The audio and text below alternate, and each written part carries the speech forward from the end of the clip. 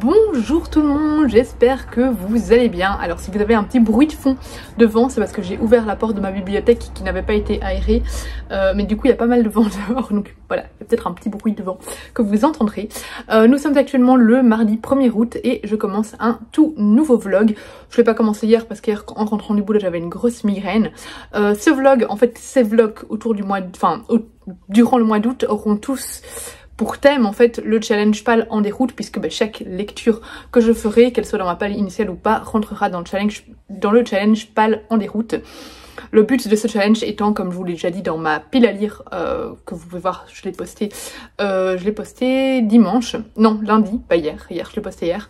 Le but c'est de soit lire un livre par jour, soit 200 pages par jour. Le but maximal 200 pages, on peut l'adapter hein, mais c'est vraiment de vider un max sa pile à lire. Pour le moment, donc je vise plutôt les 200 pages par jour. Ce que j'ai fait avec ma première lecture, hier j'avais lu 200 pages, avec également l'audiobook que j'étais en train d'écouter, j'étais même au-dessus de 200 pages. Aujourd'hui, c'est fait, j'ai atteint aussi les 200 pages puisque j'ai terminé ce livre-là et j'ai terminé l'audiobook que j'ai juste ici. Donc voilà, donc j'ai fini Les Amants du Lutetia qui est un livre de la rentrée littéraire que j'ai reçu d'Albin Michel. Donc c'est écrit par Émilie Fraîche. Ça c'est un livre que j'ai vraiment adoré, je ne m'attendais pas à autant l'aimer. En fait je m'attendais pas du tout à ça. En gros, ici on va retrouver un couple d'octogénaires qui a décidé de mettre fin, le couple a décidé de mettre fin à ses jours ensemble. Dans un palace parisien, le Lutetia. C'est inspiré d'une histoire vraie dans le sens où il y a vraiment un couple qui s'est donné la mort là-bas, mais l'autrice se réapproprie un petit peu leur histoire et se réapproprie l'histoire de ces deux personnes qui se sont suicidées donc au Lutetia et invente toute une histoire. Enfin voilà, elle a juste pris ce fait divers on va dire et voilà, elle en a fait tout un roman, toute une histoire inventée. Et ils ont laissé une lettre à Éléonore, leur fille, et on va suivre en fait Éléonore. Éléonore qui digère très mal ce qui s'est passé, elle a un gros choc, elle a un traumatisme. Et en fait moi je m'attendais en fait dans ce texte à retourner dans l'histoire, dans le passé et à découvrir l'histoire de ces amants de Lutetia, mais en fait pas du tout. On en apprend plus sur eux mais grâce, en étant dans la tête d'Éléonore en fait. Et j'ai beaucoup aimé la manière dont tout a été amené. C'est un roman vraiment passionnant, fascinant, où en fait le récit est complètement dynamisé par... il est entrecoupé en fait par la fiction, par des posts Instagram, mais aussi par des articles de journaux, par des carnets que Éléonore va se confier dans un carnet, donc il y a des extraits de carnet, voilà, on a des photos, on a des plans de maison, etc. Donc ça donne une certaine dynamique au récit. Et on a aussi donc vraiment ce couple, parce qu'on va l'apprendre plus sur les amants de Lutetia, donc les parents d'Éléonore, et on va l'apprendre plus sur sa vie et voir à quel point en fait ce couple a été complètement atypique. Ce sont vraiment deux personnes qui se suffisent à elles-mêmes, qui ont eu un enfant, mais c'était un enfant qui... ils n'avaient pas besoin d'enfants, ils étaient bien ensemble, ils ont été heureux. Enfin, ils étaient heureux à deux, ils se suffisaient à eux-mêmes, et ça explique un peu leur égoïsme de mettre fin à leur jour, sans tenir compte en fait du ressenti, des sentiments que ça va provoquer chez leur fille et puis leur petit-fils. On est un peu dans un côté très... en fait c'est un couple vraiment très atypique qui profite de la vie, qui a profité de la vie à 100%, très égoïste, très égocentrique aussi. C'est un couple de... ils ont créé leur boîte de publicité et du coup voilà, c'est un couple qui bouge beaucoup, qui fait beaucoup de fêtes, qui vit beaucoup dans la luxure, voilà, en fait ils m'ont fait penser par moments aux parents dans En attendant Bojangles. Je sais pas si vous avez vu le film ou lu le livre, moi j'ai juste vu le film, mais on a ce couple vraiment qui est extrêmement fusionnel et c'est comme si rien n'existait autour d'eux en fait, et ils ont besoin de l'un pour l'autre pour juste vivre. En fait l'un et l'autre, ils sont chacun l'oxygène de l'autre et l'enfant c'est juste un ajout, voilà, une petite pièce ajoutée, mais ils ne sont pas prêts à bousculer leur vie pour cet enfant. Voilà, il y a des petites ressemblances à ça à ce niveau-là, même si on ne traite pas du tout les mêmes sujets ici. Voilà, j'ai trouvé vraiment ce couple fascinant. On voit à quel point ils ont endommagé en fait psychologiquement leur fille, qui a été vraiment cet ajout. Elle s'est toujours sentie un peu comme une parenthèse en fait par rapport à ses parents, un peu délaissée. Et elle va devoir apprendre en fait à leur pardonner non seulement leur suicide, mais aussi l'éducation, la manière dont ils se sont occupés d'elle. Et donc c'est un texte également sur le pardon. Voilà, c'était très beau, je trouvais ça très bien amené, c'était vraiment... c'était grandiose, je trouve.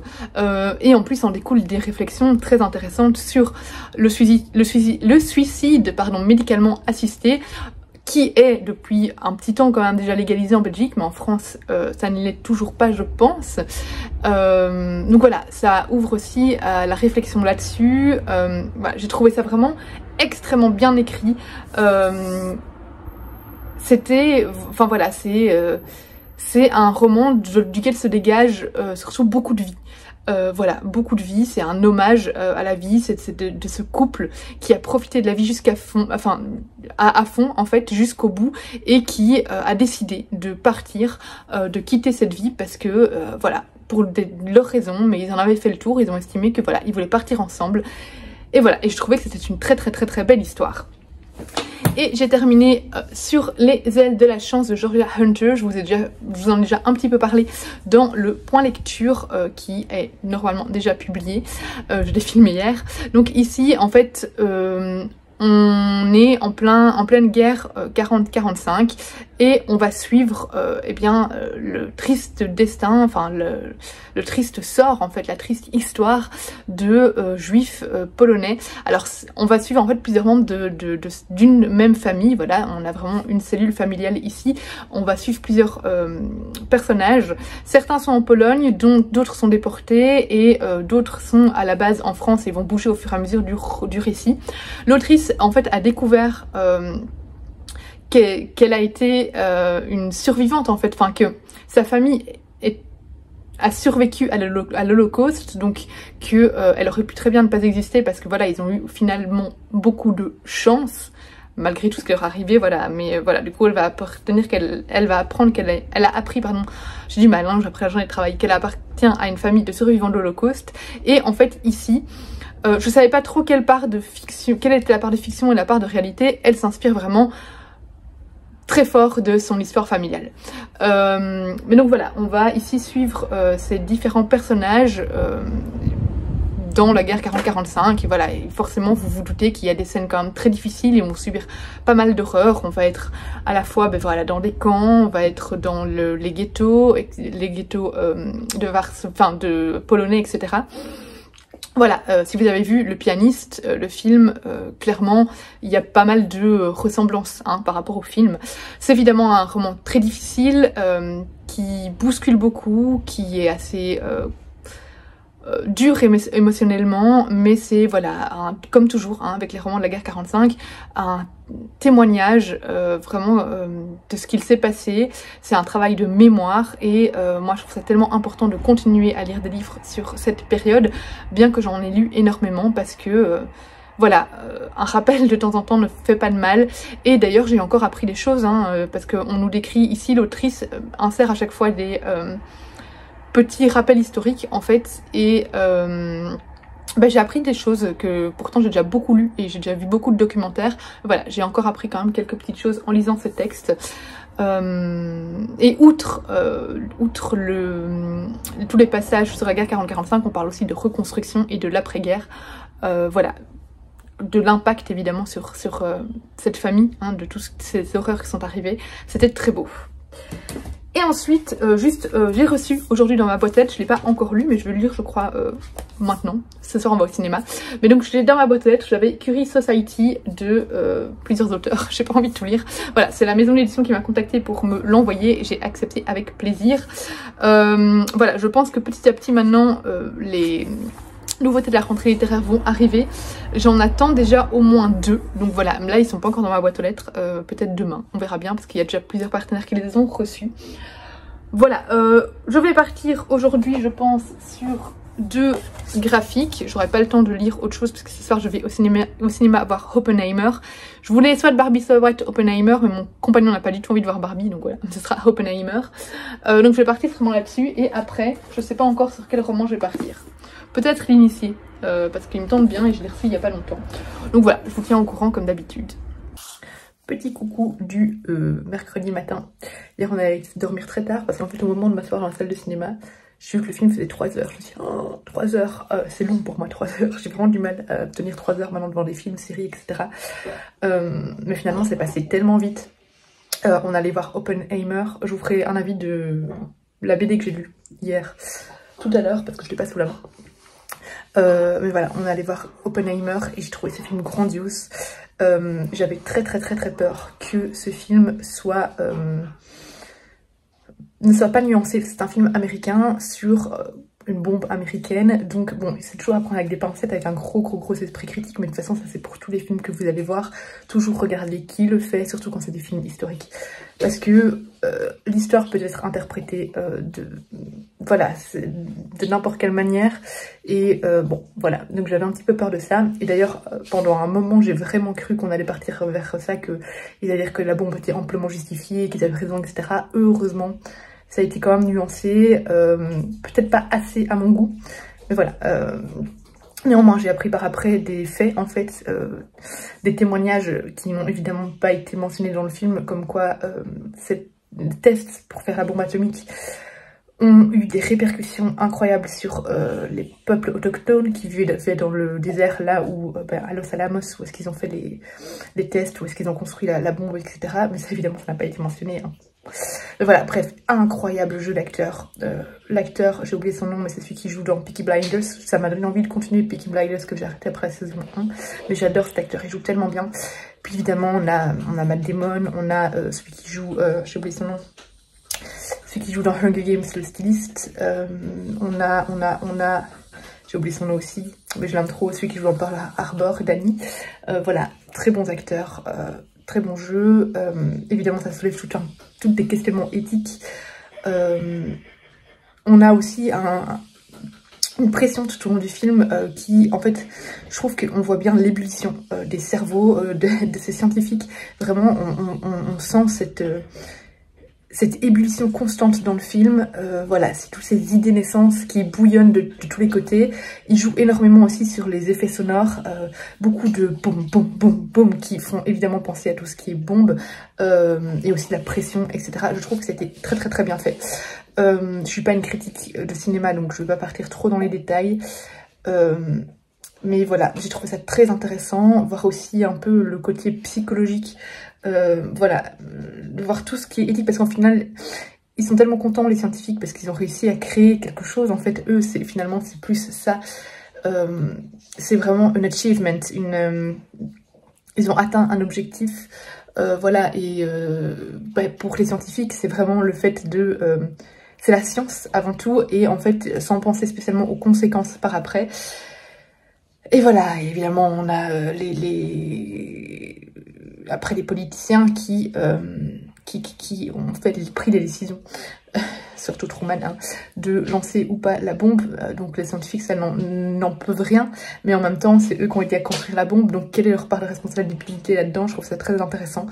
Mais voilà, bref. Je l'ai trouvé vraiment très bien fait, ce film. Je ne peux que vous le conseiller.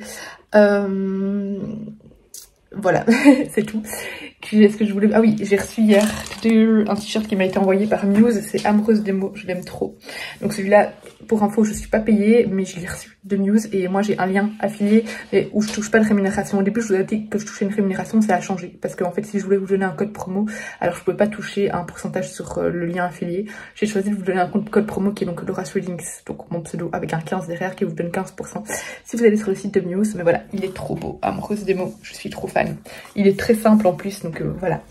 Écoutez, c'est tout pour le moment. Là, je vais bosser et puis je vous reprends plus tard pour vous donner mon avis sur la BD que j'ai lu hier. Et alors, j'ai aussi commencé aujourd'hui un nouveau... Enfin, hier, en fait, j'ai commencé hier et un petit peu ce matin avant de me préparer. C'est Le souffle du puma de Laurine Roux que j'ai depuis un petit moment dans ma palle, depuis sa sortie, en fait. Et du coup voilà, j'avais vraiment hâte de le sortir et je suis contente de le lire enfin. En plus il est court, il fait 200 pages.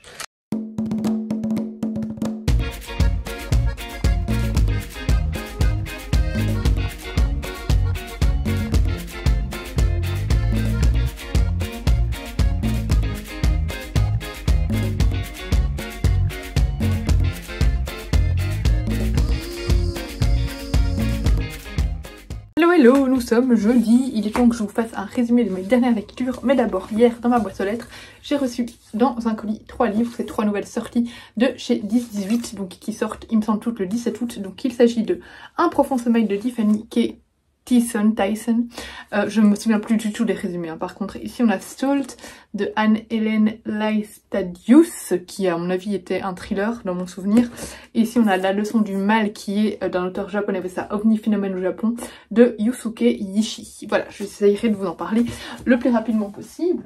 Il va falloir que je prenne des 18 dans ma pile parce que je commence à en accumuler trop. Au niveau de mes lectures, j'ai donc terminé Pour toujours de Assia Petricelli et de Sergio Riccardi, dans lequel on va en fait suivre une adolescente qui va en vacances avec ses parents et qui désire aussi en fait commencer à avoir des relations amoureuses. Elle a pour objectif de sortir, ou en tout cas de flirter avec quelqu'un qui va dans le même lycée qu'elle, parce qu'en fait dans ce camp de vacances elle retrouve plusieurs amis de son lycée.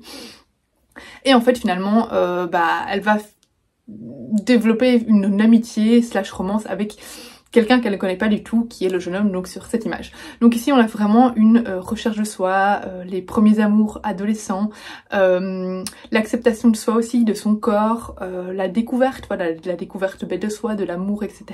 Des premières relations, des premiers contacts, voilà. On a aussi ici cette jeune femme qui est finalement assez garçon manqué, elle va être souvent en confrontation avec notamment sa mère. Voilà, j'ai trouvé que c'était une chouette parenthèse estivale, vraiment, ici on est vraiment dans l'amour, enfin l'amour mais estival, l'amour mais éphémère, on est vraiment juste le temps d'un été, voilà. Et on aborde quand même des sujets un peu plus lourds, parce que voilà, elle va rencontrer des personnages assez qui ont une histoire assez lourde, enfin voilà, qui vivent des choses assez difficiles. Mais voilà, j'ai trouvé que c'était un chouette roman graphique qui se lit vraiment tout seul et qui permet vraiment de s'évader en été, etc. C'est parfait pour la saison. Ensuite, j'ai lu Le souffle du puma de Laurine Roux, qui était dans ma pile à lire depuis un petit temps. J'ai globalement bien aimé, même si j'ai trouvé que c'était peut-être un peu trop long par moment. Et peut-être le côté scientifique pas assez développé, mais en même temps c'est un roman jeunesse, donc je comprends qu'on le développe pas trop. Mais je suis juste un peu triste qu'on soit un peu trop concentré sur l'aspect vie, en fait, vie sociale, quotidien, etc. de la scientifique qu'on trouve dans ce roman, et pas assez sur l'aspect scientifique. En fait, ici, on a deux types de temporalité. On est à la fois, on suit Poma qui est une jeune villageoise son village a été envahi par les Incas. Et elle va être sélectionnée comme élue pour être sacrifiée, voilà, et devenir du coup une divinité par son sacrifice, avec d'autres enfants adolescents pour pouvoir stopper une pandémie. Et puis on est plusieurs siècles plus tard, on suit cette fois une jeune scientifique qui va travailler sur les momies qu'on a retrouvées en fait de ses enfants, et elle va essayer de découvrir ce qui leur est arrivé.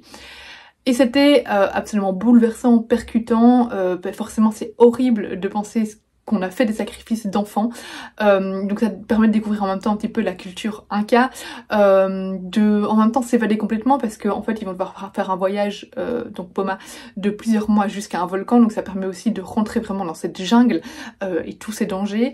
On a aussi un côté assez mystique, parce que voilà, il y a Poma, elle a... il y a tout un côté en fait autour d'un puma. Elle s'est toujours identifiée avec un puma, il y a vraiment un côté mystique autour de ce puma, et c'est assez présent dans ce récit. On a aussi ce personnage de Poma qui est complètement qui est inspirant, qui se laisse pas qui est vraiment animé par ses convictions, qui est un personnage fort, qui est un personnage vraiment bouleversant. J'ai trouvé que c'était vraiment un très beau texte, extrêmement bien écrit, vraiment bien conté en fait. Ça vraiment, on a l'impression vraiment qu'on nous conte l'histoire de ces enfants. Voilà, j'ai trouvé que c'était vraiment très bien, un très bon roman. Juste voilà, par moments je trouvais ça un petit peu long et bon, peut-être pas assez développé pour moi, à mon goût, pour le côté scientifique, mais il faut prendre en compte que c'est un roman jeunesse, donc c'est normal qu'on ne se penche pas trop sur le côté scientifique. Et j'ai lu aujourd'hui, slash hier soir, Mes coups seront mes mots de Ibi Zoboi et Youssef Sallam. En fait c'est inspiré en partie de l'histoire de Youssef Sallam, même si les faits ici sont changés. Youssef Sallam, il fait partie des fameux adolescents inculpés à tort et condamnés à tort pour la fameuse joggeuse de Central Park, pour ceux qui connaissent un petit peu l'histoire. Et en fait, ici, on va s'inspirer un peu de son histoire pour écrire en vers libre l'histoire d'un autre enfant qui s'est retrouvé, enfin un adolescent, qui s'est retrouvé aussi condamné en prison pour des faits qu'il n'a pas fait. En fait, il a donné les premiers coups, mais ce n'est pas lui qui a, lors d'une bagarre, terminé, vraiment achevé l'adolescent qui va se retrouver dans le coma, etc. C'est pas lui qui a porté les derniers coups et il va être accusé vraiment à tort pour ça. Et du coup, on est dans sa tête, en fait, on suit tout son procès, on est dans sa tête en prison. C'est écrit en vers libre, ce qui rend le roman très percutant. Voilà, j'ai trouvé que c'est le genre de roman en fait engagé qui dénonce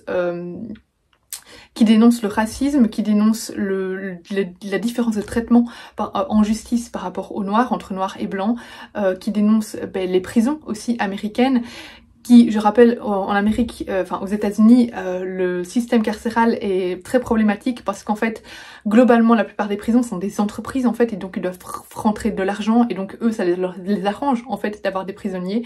C'est complètement différent de ce qu'on a ici en Belgique et en France, etc. Voilà, c'était vraiment un très beau texte, très bien écrit, ça vous prend aux tripes en fait, et je ne peux que vous le conseiller, et ça se dévore, ça se lit super vite, il fait 360 pages, mais vu que c'est écrit en vers libre, forcément ça se lit rapidement.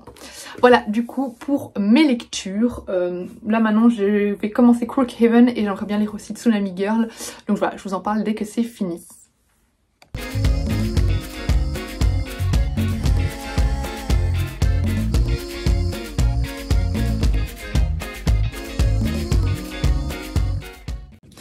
Hello, on est vendredi, il est 14 h. Là, je vais bientôt aller faire une sieste avant d'aller au festival parce que je sais plus si je vous l'ai dit, mais je vais à un festival en fin d'après-midi et puis toute la soirée, donc c'est un festival près de chez moi.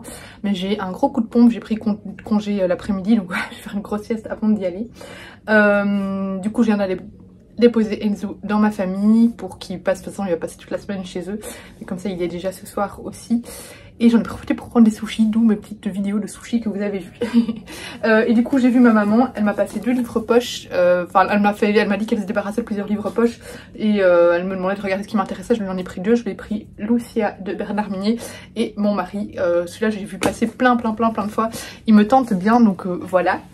Au niveau des lectures en cours, je suis sur 3 lectures en même temps, donc je vous ferai un point à mon avis plus demain. J'ai presque fini Crookhaven, j'hésite à abandonner Tsunami Girl, mais tout le monde m'a dit en fait j'ai fait une story sur Insta, et tout le monde m'a dit avoir adoré ce livre, du coup je crois que je vais continuer. Hier soir j'étais peut-être juste pas dans le mood, je ne sais pas. J'ai commencé aussi c'est la nuit, je ne sais plus, Nico quelque chose chez Calman Levy, il est en haut, je ne me souviens plus du tout du titre. Je vous en parlerai demain. Mais voilà, là je suis pas non plus à fond dedans, donc à mon avis c'était vraiment, j'étais pas dans le mood pour lire.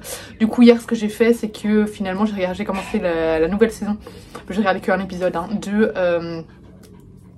Heartstopper, donc voilà.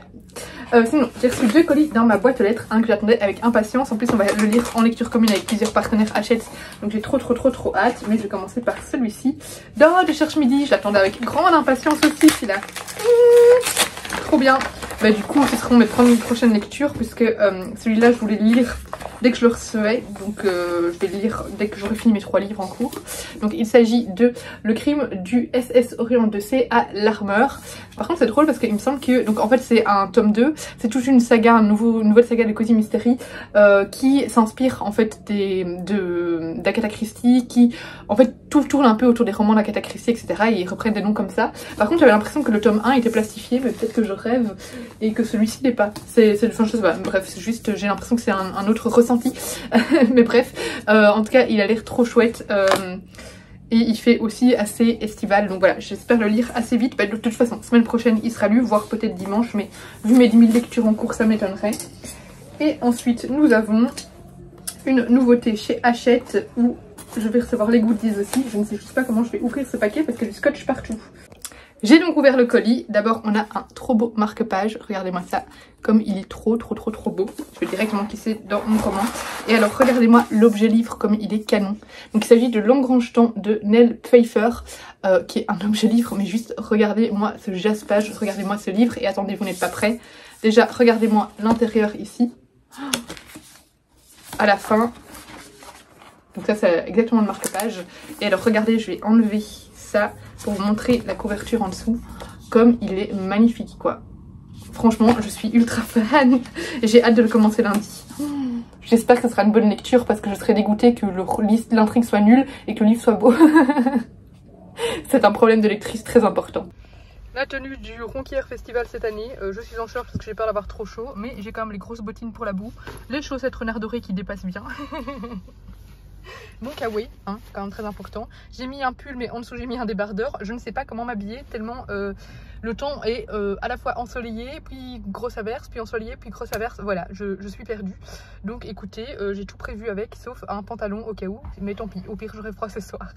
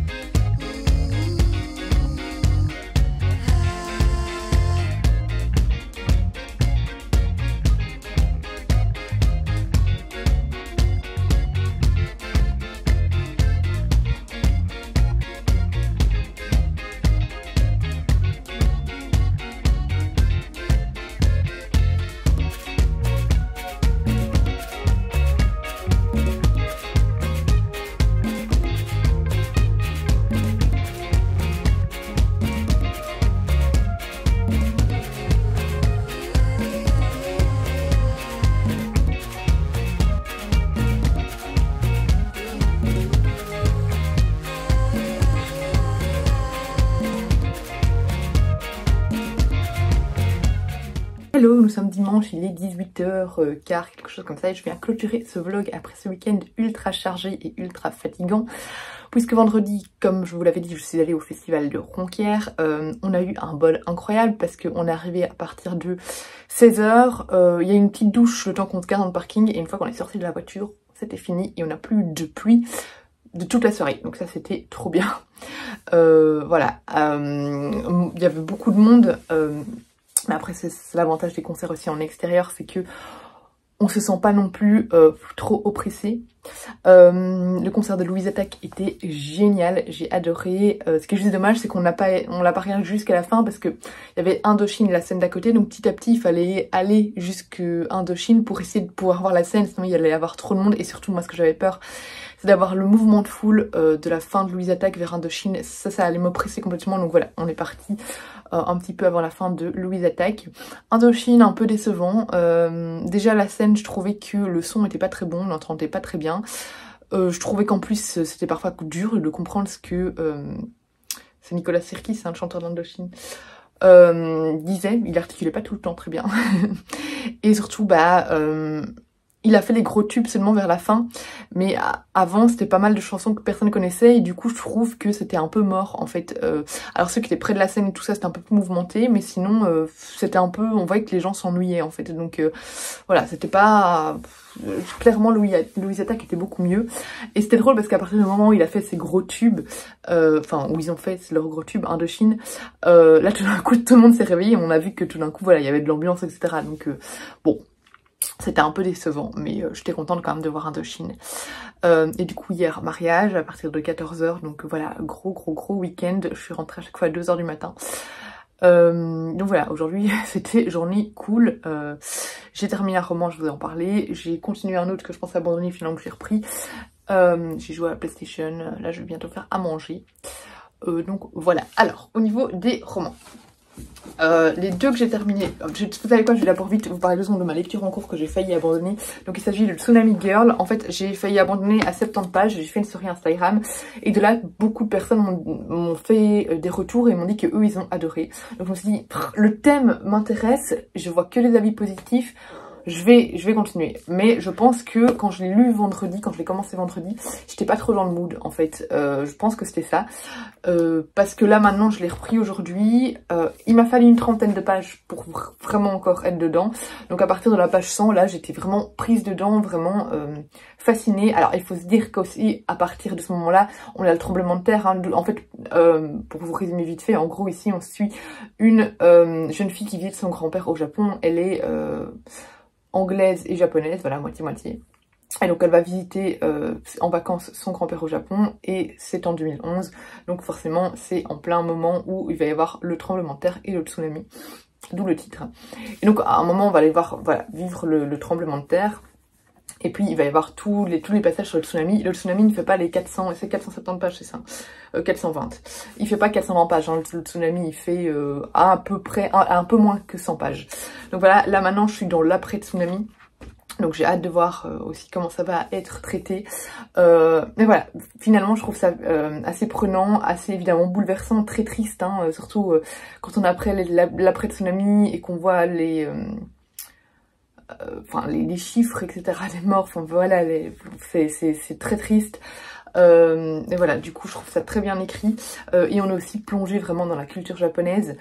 Ici il y a un petit côté un peu mystique aussi, un peu on mélange un peu le folklore japonais aussi. Je dis pas que ça a une ampleur vraiment sur le roman, mais il y a des moments où par exemple elle se retrouve avec un renard et ça fait un peu quand même penser aux divinités, comment ça s'appelle encore, enfin bref, aux divinités sous la forme de renard dans le folklore japonais, etc. Les kitsune, hein, je crois que c'est ça. Et du coup, voilà, parfois on se demande un peu ce qui est vrai, ce qui est plutôt fantomatique, etc. Mais je trouve ça assez chouette. Seul truc dommage, je trouve, c'est que y a beaucoup de termes japonais qui sont mis, mais en fait ils sont mis avec un appel, un renvoi vers le glossaire à la fin. Et ça, moi, ça m'embête. Je n'aime pas être dans le roman et devoir aller voir un glossaire. Je veux avoir les notes de bas de page avec les explications. Je veux ne pas devoir fouiller le roman pour trouver les explications sur les termes. Je veux que tout soit accessible sur la même page. Surtout qu'il n'y en a pas non plus 50. Ce serait 1 ou 2 max par page. Même pas par page, hein, mais je veux dire, quand il y en a, ce serait 1 ou 2 max sur la page. Je trouve ça dommage que ce soit un glossaire parce que je trouve vraiment pas ça très fluide pour... voilà, à aller voir. Mais voilà, c'est chouette, je vous en dirai un peu plus dans le vlog de la semaine prochaine du coup, parce que là je suis à la page 200 et il fait 420, donc j'aurai pas fini ce soir. Je trouve que ce soir, à mon avis, ça va être série télé Netflix. D'ailleurs j'ai regardé le premier épisode de la nouvelle saison de Heartstopper. Voilà, du coup bon, je vais pas regarder ça ce soir parce que mon compagnon regarde pas ça du tout, donc ce sera plutôt les soirs où il sera pas là, ça. Mais voilà, là on est en plein, on a commencé la série sur Sheldon mais enfant, Sheldon de Big Bang Theory. Je sais plus comment elle s'appelle, Sheldon. Je sais plus comment elle s'appelle la série. Je crois qu'elle s'appelle Sheldon. Je sais plus. Mais bref, j'aime beaucoup. Donc voilà. À mon avis, c'est ça qu'on va regarder ce soir. Sinon, j'ai fini donc Crookhaven de Gigi Arcanjo que j'ai adoré. Alors je trouve qu'il y a quand même fort un côté Harry Potter dans le sens où ici on intègre une école et il y a donc tout le côté aussi cours. Ici c'est pas des cours de magie, c'est des cours d'escroquerie, etc. Mais voilà, il y a tout ce côté scolaire. On a en fait des petites ressemblances avec Harry Potter dans le sens où voilà, il y a aussi un groupe d'amis qui va mener finalement une enquête, qui va se mettre à soupçonner certains profs. Enfin voilà, il y a plein de petites choses comme ça. La fin aussi où ils se retrouvent dans la gare avec le train qui part, puis en mode aussi comme s'ils faisaient un pacte pour l'année prochaine continuer à faire certaines choses. Voilà, il y a des petites ressemblances à ce niveau-là à Harry Potter, mais ça se limite à ça, hein. Mais du coup, je trouve que ça éveille pas mal la nostalgie et ça rappelle certaines scènes d'Harry Potter en fait. Je trouve que visuellement, du coup, j'avais vraiment ces scènes qui apparaissaient. Mais sinon, voilà, l'histoire n'a rien à voir. Donc ici, on suit Gabriel. Gabriel qui a l'habitude de faire le pickpocket, de voler, voilà, voler un peu partout pour subvenir aux besoins de lui et de sa grand-mère. Et un jour, il va être interpellé par un homme et en fait, tout ça va le mener à intégrer la fameuse école de Crookhaven, qui est une école en fait qui éduque, qui apprend à devenir escroc, que ce soit dans tous les domaines, hein, pickpocket, piraterie, les trucs, voilà, les mots ne viennent plus, mais pirater sur internet, etc., etc., les cambriolages. Et d'ailleurs, les enfants, les élèves ont pour but, en fait, il y a un objectif, en gros, ils doivent cumuler des points au fur et à mesure de l'année. Et il y a un objectif aussi, c'est de parvenir à réaliser un très gros cambriolage qui est organisé dans l'école, mais au final où ils savent que normalement personne ne va le réussir à le faire. Ceux qui y arrivent, ce sont vraiment les meilleurs et c'est très rare et en général eux du coup ils deviennent les plus gros escrocs, donc voilà. Du coup il va y avoir aussi tout ce côté de essayer de réussir ce cambriolage et j'ai trouvé ça très chouette, très fluide, une très bonne dynamique, une bonne plume, c'était bien rythmé, on s'ennuie pas, on a tout ce côté du coup un peu au niveau de la morale où on se dit ok on leur apprend à voler et tout ça, c'est pas non plus top. Voilà, mais du coup il y a aussi ce côté un peu vous savez, un peu film d'espionnage, etc. Enfin voilà, j'ai vraiment beaucoup aimé. Je trouve que c'est un très chouette jeunesse, un très chouette tome 1 et j'ai hâte de lire la suite. Voilà, j'ai trouvé vraiment que ça se laissait lire tout seul et qu'on avait des chouettes personnages. Donc voilà, très chouette roman jeunesse. Et j'ai lu Là où la nuit n'est jamais complète de Nico Taclan. J'étais un petit peu déçue. Alors en fait ici on va suivre un père et sa fille qui sont en voiture pour aller je ne sais même plus où. Ils doivent aller quelque part. Mais à un moment ils se retrouvent bloqués en plein désert parce que la police dit qu'ils peuvent pas aller plus loin parce qu'il y a un gros trou. Voilà, il y a un fossé qui s'est créé et la route est impraticable. Et du coup ils se retrouvent là avec plusieurs personnes à discuter, à décider de dormir sur place en espérant de trouver une solution parce qu'ils n'ont plus assez d'essence non plus pour faire marche arrière et ils sont vraiment perdus dans le désert. Et ils s'endorment, ils dorment très longtemps, donc ils se demandent qu'est-ce qui s'est passé quand c'est ça ils ont dormi 12 heures d'affilée, et ils se retrouvent, et le flic a disparu. Et du coup, ils se retrouvent tout seuls, tous, le petit groupe de 5-6 personnes, et ils savent pas quoi faire, en fait, ils sont complètement perdus, et ils vont finalement se rendre, marcher, en fait, jusqu'à tomber sur une espèce de ville fantôme. Enfin, c'est même pas une espèce de ville fantôme, c'est une ville fantôme.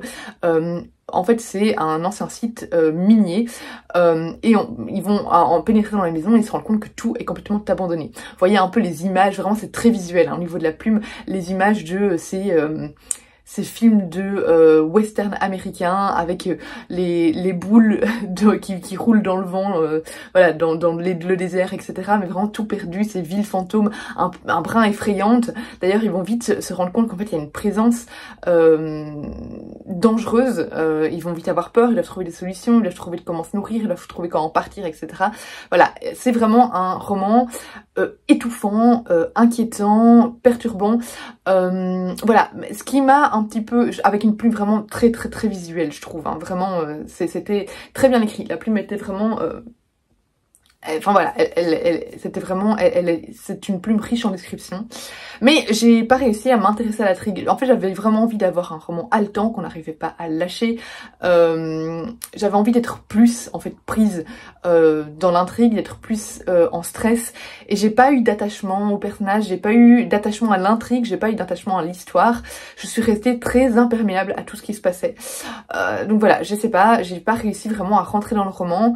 J'ai continué jusqu'au bout parce que j'avais envie d'avoir le fin mot de l'histoire, j'avais envie de savoir ce qui se passait parce qu'il y a pas mal de choses étranges qui se passent. Finalement, j'avais quand même facilement deviné, je trouve qu'on devine assez facilement les ficelles en fait de ce qui se passe, hein, parce qu'elle est trop... Enfin voilà, je trouve que c'est un peu... On s'attend, on s'y attend, je pense. Au bout d'un moment, il y a des trucs trop gros qui se passent, du coup voilà, mais sans vous en dire trop. Donc la fin m'a même un petit peu déçue parce que j'étais là, oui bon voilà, j'avais deviné. Donc je sais pas, pour moi c'est pas mauvais du tout, c'est pas mauvais du tout, ça reste un thriller bien écrit. Je trouve que c'est plus au niveau ici de l'ambiance qui se dégage de ce récit qui... voilà, c'est plus ça qui m'a convaincue. Mais sinon, j'ai pas réussi vraiment à pénétrer dans l'histoire. Je suis restée assez hermétique et c'est assez dommage. Et voilà, du coup, c'est tout pour mes lectures. Je vais vous laisser là pour ce vlog. J'espère qu'il vous aura plu. Comme d'habitude, n'hésitez pas à laisser un petit commentaire, un petit pouce vers le haut et à vous abonner si ce n'est pas encore le cas. Et moi, je vous dis à bientôt pour une prochaine vidéo.